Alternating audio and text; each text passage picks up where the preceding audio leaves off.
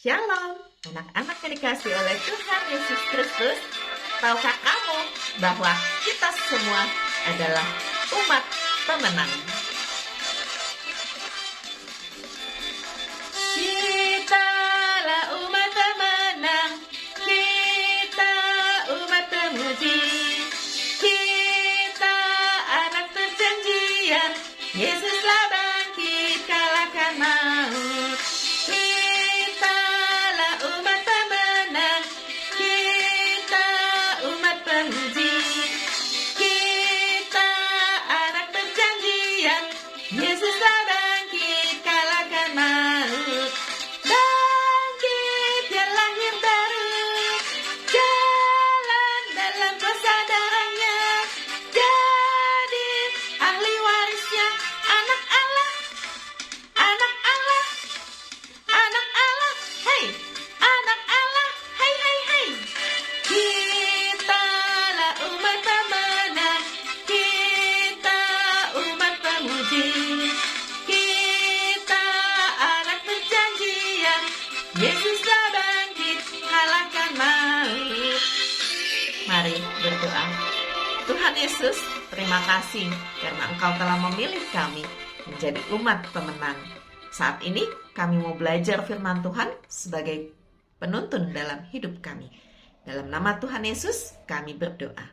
Amin. Yohanes 12 ayat 20-36. Yesus memberitakan kematiannya. Di antara mereka yang berangkat untuk beribadah pada hari raya itu, terdapat beberapa orang Yunani. Orang-orang itu pergi kepada Filipus yang berasal dari Betsaida di Galilea, lalu berkata kepadanya, "Tuan, kami ingin bertemu dengan Yesus." Filipus pergi memberitahukannya kepada Andreas. Andreas dan Filipus menyampaikannya pula kepada Yesus. Tetapi Yesus menjawab mereka, katanya, "Telah tiba saatnya Anak Manusia dimuliakan. Aku berkata kepadamu, sesungguhnya jikalau biji gandum tidak jatuh ke dalam tanah dan mati, ia tetap satu biji saja.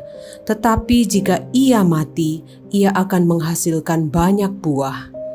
Barang siapa mencintai nyawanya, ia akan kehilangan nyawanya. Tetapi barang siapa tidak mencintai nyawanya di dunia ini, ia akan memeliharanya untuk hidup yang kekal. Barang siapa melayani aku, ia harus mengikut aku, dan di mana aku berada, di situ pun pelayanku akan berada. Barang siapa melayani aku, ia akan dihormati Bapa." Sekarang jiwaku terharu, dan apakah yang akan kukatakan? "Bapa, selamatkanlah aku dari saat ini." Tidak, sebab untuk itulah aku datang ke dalam saat ini. Bapa, muliakanlah namamu.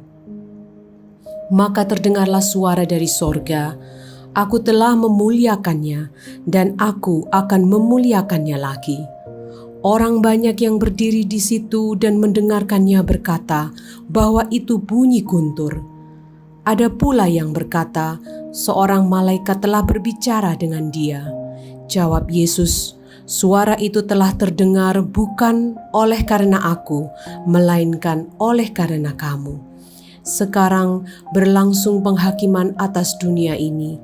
Sekarang juga penguasa dunia ini akan dilemparkan keluar.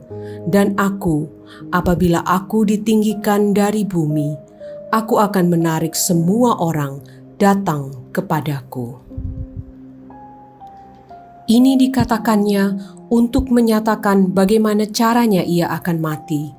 Lalu jawab orang banyak itu, "Kami telah mendengar dari hukum Taurat bahwa Mesias tetap hidup selama-lamanya. Bagaimana mungkin engkau mengatakan bahwa Anak Manusia harus ditinggikan? Siapakah Anak Manusia itu?" Kata Yesus kepada mereka, "Hanya sedikit waktu lagi terang ada di antara kamu. Selama terang itu ada padamu, percayalah kepadanya, supaya kegelapan jangan menguasai kamu. Barang siapa berjalan dalam kegelapan, ia tidak tahu kemana ia pergi. Percayalah kepada terang itu, selama terang itu ada padamu, supaya kamu menjadi anak-anak terang. Sesudah berkata demikian, Yesus pergi bersembunyi dari antara mereka. Sang terang sejati. Kalau kamu ada di tempat gelap, apa yang kamu lakukan? Menyalakan lampu agar terang. Yesus mengumpamakan dosa adalah kegelapan. Kita dipanggil jadi anak-anak terang untuk mengusir kegelapan. Bagaimana caranya?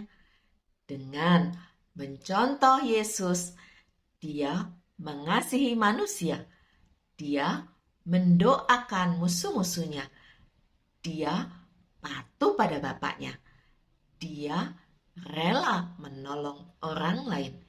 Tuhan Yesus adalah sumber terang hidup kita. Mari berdoa. Tuhan Yesus, terima kasih karena Engkau telah menjadi terang di dalam hidup kami.